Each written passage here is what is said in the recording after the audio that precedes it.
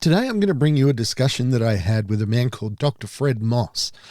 This guy is fascinating. He is a clinician who has gone the route of finding connection with clients over medicating them. I don't know what you think about this practice or this idea, but Fred is a clinician who knows what he's talking about.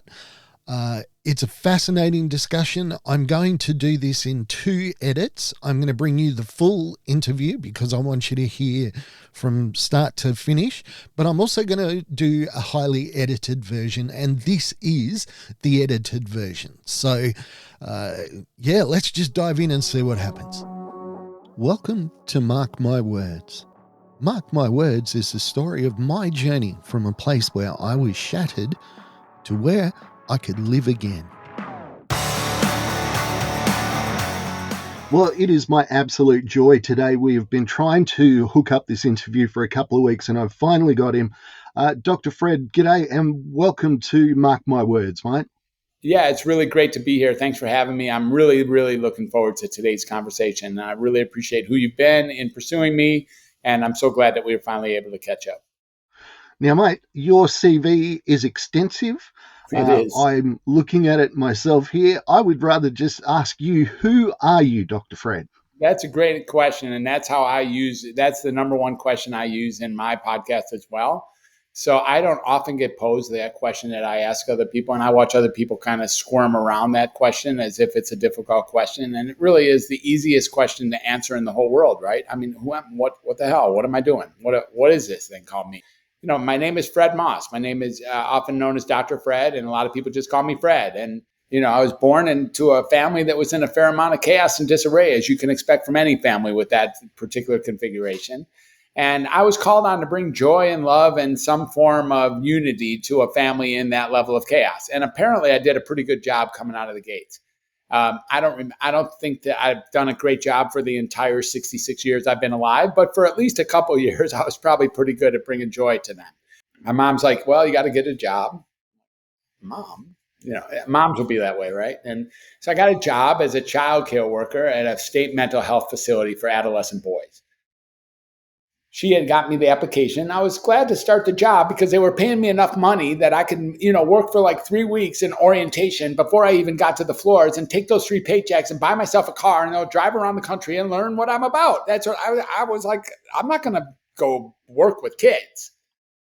And sure enough, on the 4th week, someone convinced me to stay and I went up to the floors. And that's where I finally learned that communication, and tears come to my eyes when I talk about this because that was really an important phase of this life. That decision to come back on the 4th week, I've done a lot of podcasts and spoke to that, and I don't remember feeling this emotional about it. It's like really realizing, that was a major turning point. When I decided to go to those floors and decided that I could actually be somebody on those floors and then learn that I could actually talk to these kids, actually be with these kids, 6 years younger than me. They're not very much younger than me. And all they were humans, just going through life just like me. That's all that they were. They found themselves living where they were living, and I was living where I was living, and we weren't that different otherwise. And I could really communicate with somebody, resonate with somebody at a high frequency, and in that process, create healing. In the process of seeing them for who they are and who they're not, I could create healing. And in that process, not only they would heal, I would heal just by connecting with them. Even if they had a mental illness, a so-called mental, even if they were sure there was something wrong with them, that didn't bother me at all. I didn't care what other people said about them. I cared that they were human. And healing would take place and would take place across the board. Well, I became a real proponent now of communication as a source of healing. I mean, it's what I wanted to do my whole life. And that's you'll hear that, of course, that's how it all develops. That's how I get to be who I am now. So I eventually reached the point where I just hated psychiatry inside of that job. Couldn't stand psychiatry because psychiatry was shifting away from communication.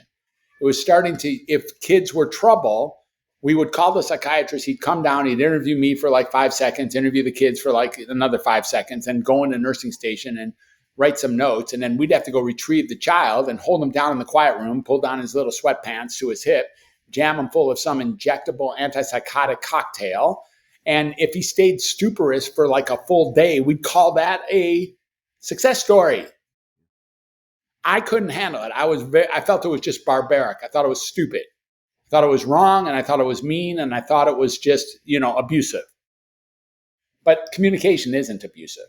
And so I decided that I would go back in one more time to complete my schooling and finish my undergraduate, finish my medical school, get my residency, finish my fellowship, and be a child and adolescent psychiatry that promotes communication. And that's what I did. That's what I did over the next several years, fairly focused. In 2006, I made a big shift. I decided to do something that seemed very wild to some of my friends and colleagues, but it was important to me. And I took some of my lower risk patients off of medicine. I started taking people off of medicine entirely. Like, look, it's not making you that much better. Let's see what happens.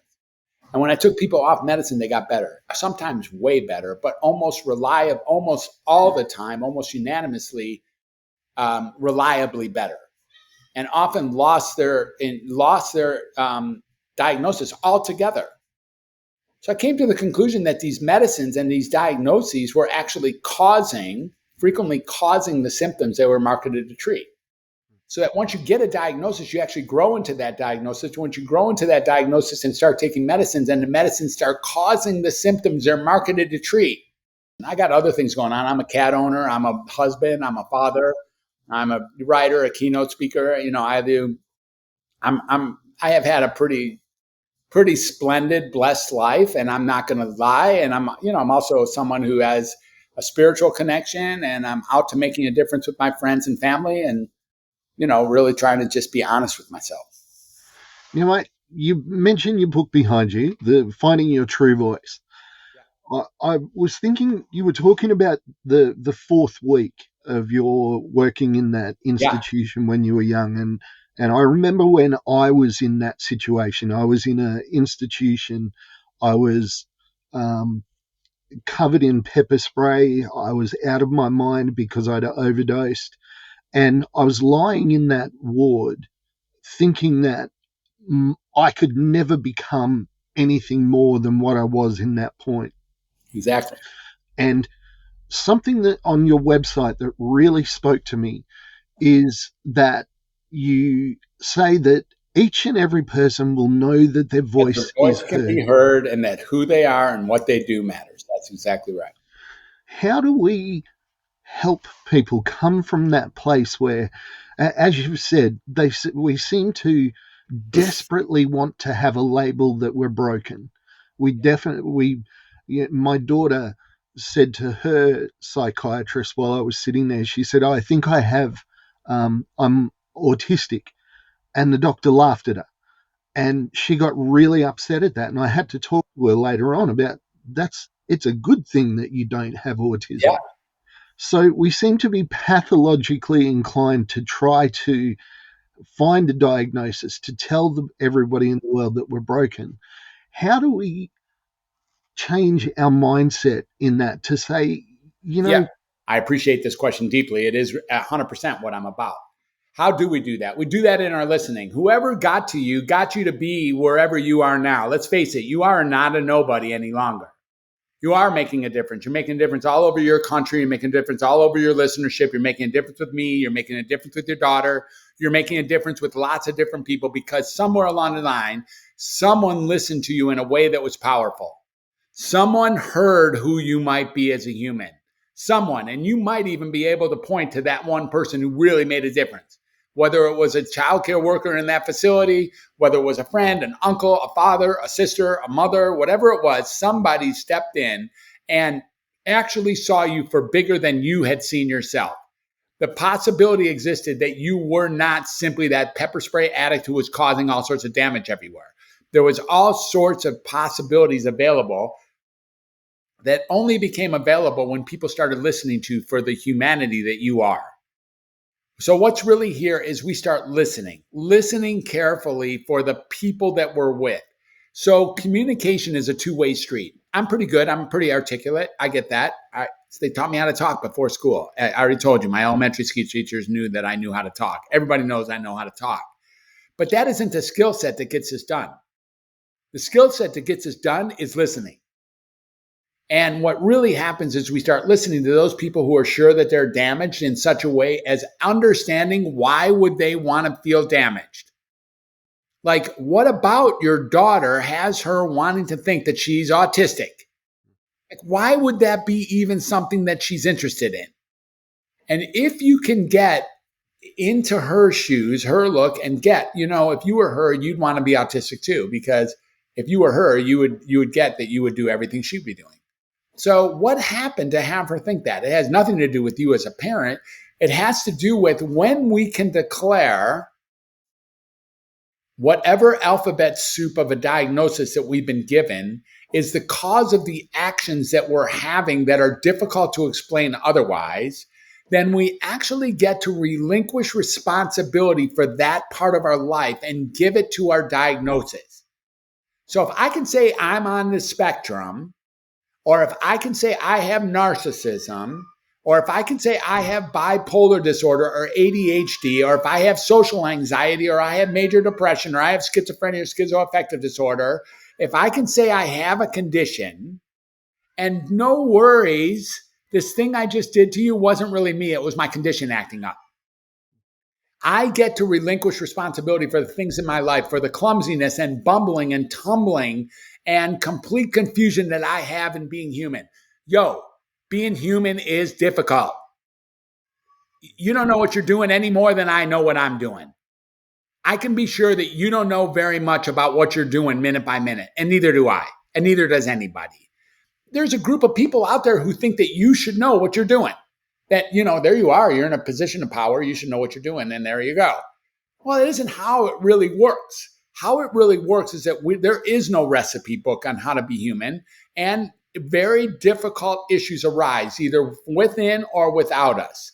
So they do that, or he says that, or she does that, or I feel this, or I think that, or they don't do that, or I have a physical sensation there, or I have a thought process there. Okay. Welcome to humanity. So, Dr. Fred, there's going to be people that are listening to us today. They're going to go, okay, well, Mark, you've got this podcast, you've got this, you've got that. Dr. Fred's done this, he's done that. Why is their story important? Why is the person listening to us today, why is it important that they have a true voice as well? Okay. All right. Listen, it was Henry David, great question. So Henry David Thoreau, he had a quote that he's a pretty brilliant dude. Do some Thoreau reading when you have some time. You're gonna find a guy who knows what it was like to be human. This guy who really, really had a handle on this stuff. He had a handle on the fact that he didn't have a handle. That's what he had a handle on. The mass of men go through life in quiet desperation and then go to their graves with their songs still in them. Is there anything more tragic that's ever been stated by anybody? That you can actually live a full life and never have anybody know who you really are? Extraordinary. Us humans were taught how to pretend to be someone that we're not in order to protect the person that we are. When were we taught that? I wasn't taught it I was sort of taught it when I was in my playpen. I think my brother's probably told me to shut up a few times when I was in my playpen. But I really got to tell you that in the conventional school setting, in the conventional education setting, I was told that a lot. Like, stop being Fred. Stop asking those questions. Stop troublemaking. Stop reaching out and talking when you think it's okay to talk. And I was taught how to be someone that I really wasn't in order to protect the person that I am. Now, the crack in the cement has gotten larger over time such that we become really an ingenuine species, an ingenuine species. In some cases, lying so much that we even say things that we don't believe. Some people actually say things as if they believe them, and they know they don't believe them. That is so absurd. That is such a ludicrous, preposterous strategy to get through life.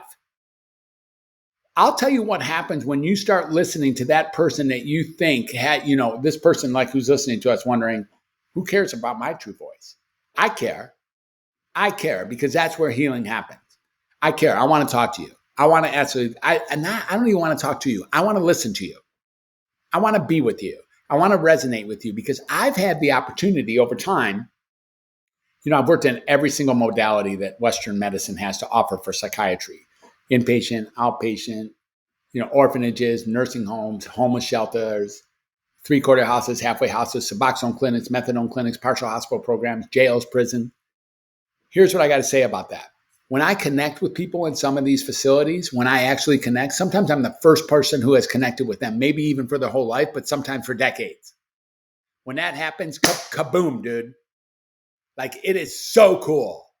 It is so cool to resonate frequency-wise, harmonically with another human and get that there's a real soul over there. And when that happens, instantaneous healing. You don't need to wait 3 weeks for your blood levels to get to a certain point. You don't need to wait 6 weeks and deal with side effects in the meantime.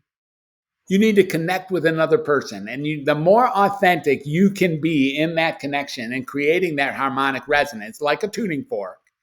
Why are we like tuning forks?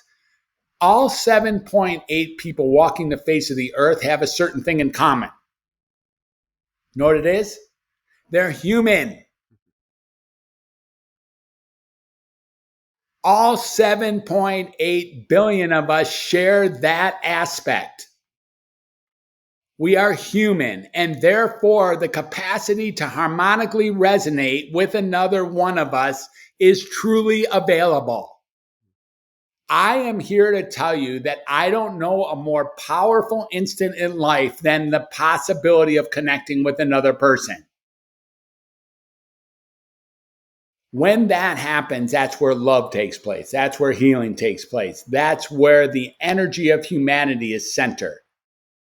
Why would we ever even approach God? Why would any of us ever take plant medicine or LSD or even smoke weed or even drink? Why do we do any of that stuff? It makes it easier or more available for us to seem like we're connecting with other humans. Because that's what why are you and I talking, 10,000 miles from each other? So we can connect. The hope is that you and I will be able to connect and we'll be able to actually be a model for others, and that in our connection, people will get something by listening to us connecting. That's where the action is. So what are we really saying to those people who have found themselves hiding or afraid? I'm no wrong making here. It's a scary world out there. We're scared to present our real self because we're scared we're going to disrupt or be disrespected or be dismissed or be displaced, thrown off the island, or that we're going to be misunderstood. And therefore we choose not to say what it is that's important to us. Or we even, like I've already said in the more extreme case, actually say stuff that we don't even believe. How can that work? The only way, look, even those people right here who are listening, who really haven't spoken their true voice because they're pretty sure no one wants to hear them, I promise you they're hearing me right now and they're thinking, wow, maybe that dude really wants to hear me. I would love that. What people want more than anything is to be heard, even if they think it's not possible. You said something really interesting, and it kind of struck me. And it's a thought that hasn't really hit me emotionally. It was that night when I'd overdosed and I was in the psych ward. There was 2 instances where that really shine out to me. One was in the morning when I went into the ward. I didn't know what was happening. I was still out of my mind. I didn't have my clothes because they took my clothes away. And a nurse handed me a toothpaste and a tube of a toothbrush. Her handing that to me, you said something really interesting about you don't have to wait those 3 weeks to get levels, to get your blood things right, to find that connection. And there's a real beauty in what that woman did. And I really remember her just, it was so normal and so natural. And the other was, I was lying on the gurney and my whole body was covered in pepper spray and it started to burn. I didn't realize that it burnt your skin. And one of the cops actually grabbed a wet towel and started wiping me down. I never, ever forget that. That's always, I go into police academies and I tell that story about how a police person can make such a massive difference just by an inch of kindness. I'm so blown away by just that thing of it was just that connection. There was no therapy involved. There was no. I want to. There's going to be people that are feeling a bit of hope at the moment. They're thinking, oh, maybe somebody wants to hear my story. Is anybody too broken? Is anybody too far gone that they would never be able to find their true voice? I haven't interviewed all 7.8 billion of it. So answering the question if anybody's too far broken to hear their true voice is not something that I feel entirely equipped to answer. I don't know if there's exceptions. Well, anybody in your experience of the thousands of people that you've worked with? There isn't. I don't think so. Now, there are some risks. There are some definite risks. So, I have some stories like in the prisons. A couple stories that shine out really seriously about me actually getting someone and it causing more damage than good at the time. It's sort of like feeding steak to somebody who's, eating only tacos or something, like too much of a good thing. Like, wow, someone can actually hear me. And that caused some violence because they had to go back to the real world and back to eating the dirt that they were eating and having people not get them, such that my presence at being a bright light of sunshine in getting them was seen as such a rare, scarce occurrence that they could see that their world was not going to include that and create a violent conflict interface. Okay, that can happen. So I think there's risk. And when you give somebody something that, they didn't know that they could have, there has to be some continuity available. So they have to be able to accept that. You have to kind of modulate it enough so that you're not overdosing someone with a whole smorgasbord of steak when they've never had anything more than, gruel to eat. So that's important. So it's a modulating thing. And, you can make a case that person then showed that they were sick when they became violent. No, that isn't what happened at all. All that happened is that they got too much of a good thing. And in that too much of a good thing, they started to see that now I got to go back to the effing prison and be mistreated every single day by people who no longer know me. And I got a taste of something that was too good. So I think there's that phenomena that at least pay attention to. Is there anybody out there who's so broken that they can't be gotten? I am not willing to accept that answer as yes. Let's put it that way. I'm coming after every single person as if they can be heard, as if they matter, as if that's my impossible promise. By 2030, each and every person will know that their voice can be heard and that who they are and what they do matters is my promise. I live by that. So I don't have time to write somebody off. Here's another place where this becomes very, very, very interesting, especially in our present world. Let's talk about some contemporary issues. Have you noticed there's some divisive issues on the planet at this very time? No, I thought everything was doing great. No, there's occasionally there's a divisive issue that shows up. There's things that people believe that someone else believes the exact opposite. There's adversarial positions that are, diametrically opposed to particular positions. Like I believe something and there are people who believe the exact opposite of what I believe. Exactly. And they're vehement about it.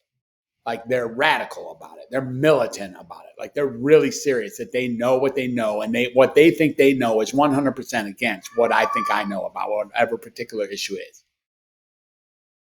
People in our present day and age often disregard that person as a person.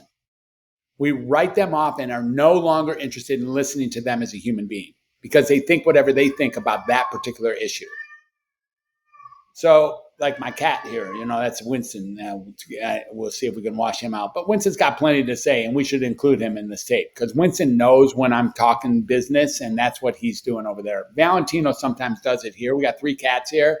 They know how to talk, and that's Winston actually talking about me talking. So if you can include him in, and just if you want to even give him, he's got a website too, you can talk about that. Anyways, when we start really disregarding other people and disrespecting people because what they say is diametrically opposed to what we thought we knew, we cause damage there. So when we decide that that person is no longer worth listening to, we cause damage. When we get to the point that we think we're righteous enough to think that that person who thinks that about that no longer deserves to be listened to for being a human, we cause damage. I'm not exempt from that, by the way. I'm not above that. I'm human. I get it. I get how we get there. Nevertheless, my intention is to create a space where disagreement is welcome, but disrespect is prohibited.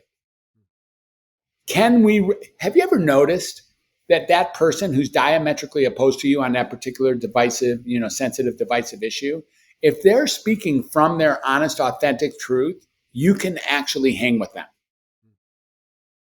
Even if they're full of it, even if you're positive that what they have to say is so dead wrong, if they're speaking from an authentic core value that is truly, genuinely representing who they know themselves to be as a human, then you can actually hang with them.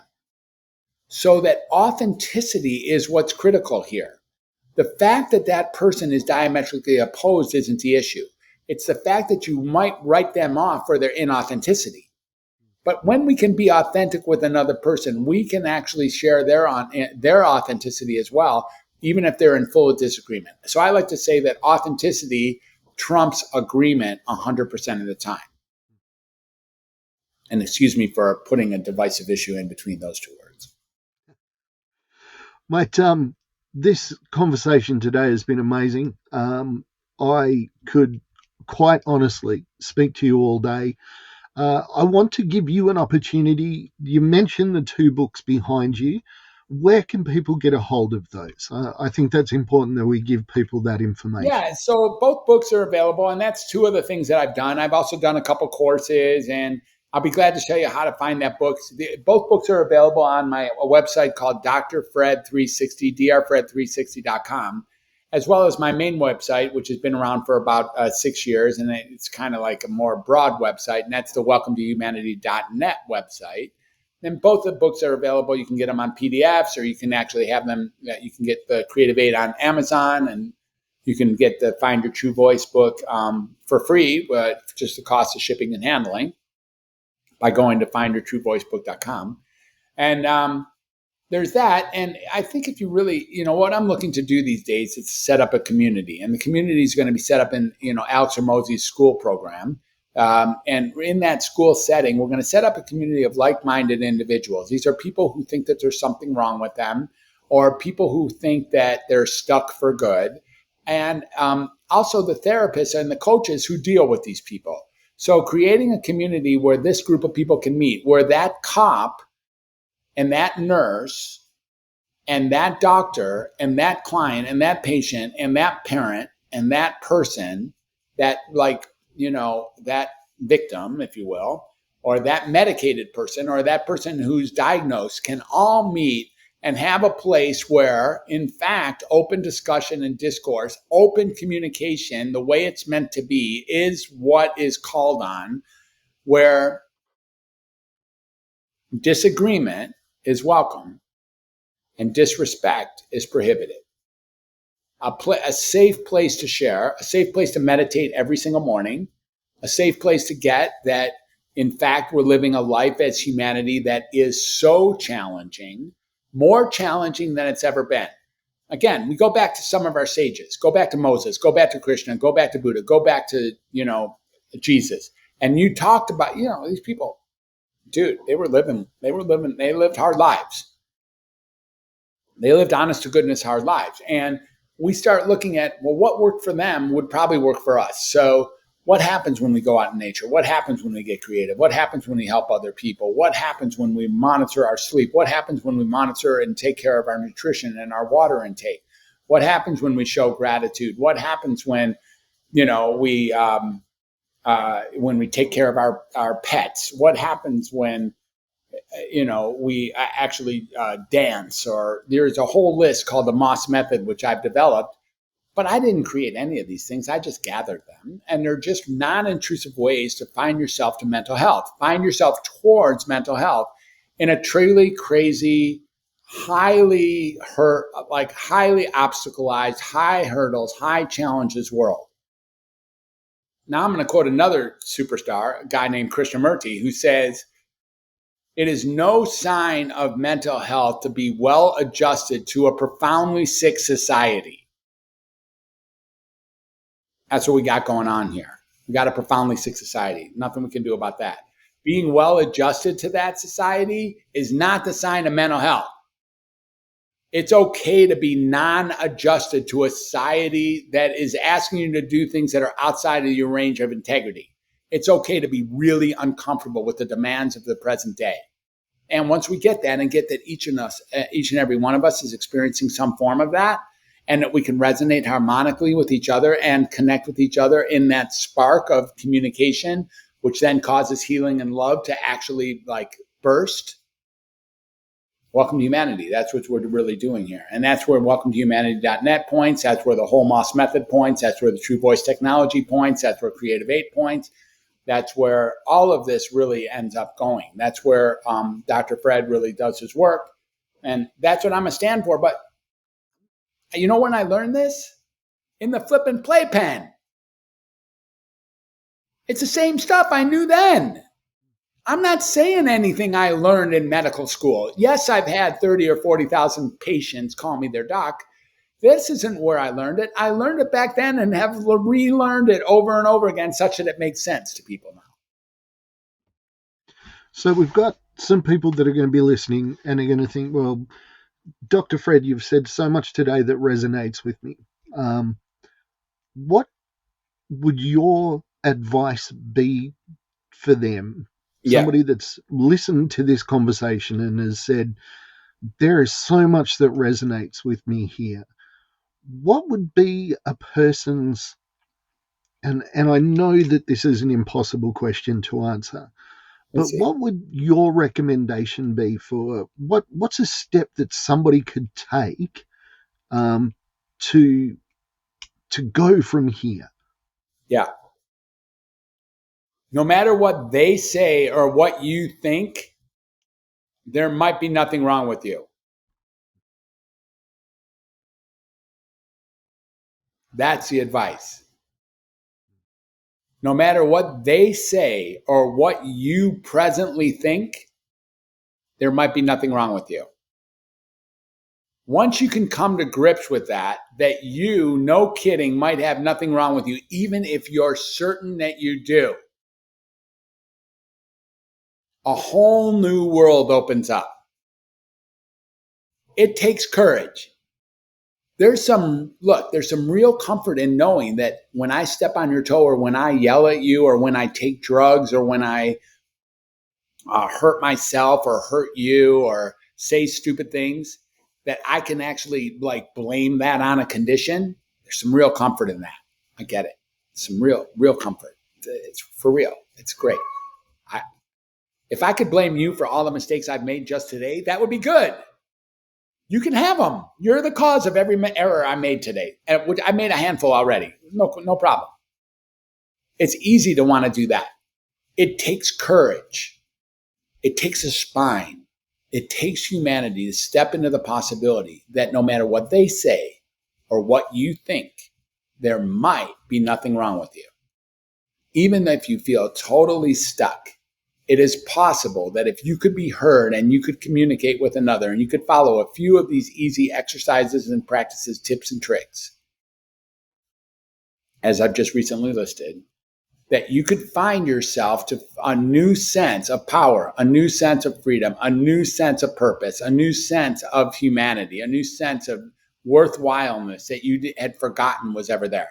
The same dude who woke up in that facility, packed with pepper spray, on a gurney or off a gurney without any clothes, who's just looking for someone to care, gets to respond to somebody who does a simple act of giving you a tube of toothpaste, or another who knew that a cop could actually put a washcloth on someone they pepper sprayed. Like really getting that done. What's the importance of caring and listening to another? It is magical. And each and every one of us underneath it all knows that. Dr. Fred, this has been amazing. We're going to put all the details to your website, all over the links and everything like that, so people will be able to find you. You have been incredibly generous with your time today. And, mate, honestly, just thank you from the bottom of my heart. Thank you so much for today. Pleasure. For somebody who was pretty sure he was coming at me as a devil's advocate, you didn't do a very good job of maintaining that particular role. And I love you for that. And I appreciate anything you would bring my way. As you can hear, it's the same answer for all of it. It's the same answer. I get to be this guy. It's the same dude. And it's you too. I'm only being that part of you. And that's why you can love this. All right, mate. You have a great day. Thank you so much. All right, Mark. Pleasure. Thanks for being here. Thanks for having me. Thank you for listening to Mark My Words. I'd like to thank my producer, Meredith Brosnan, and also Torian, Kevin, and Lorraine.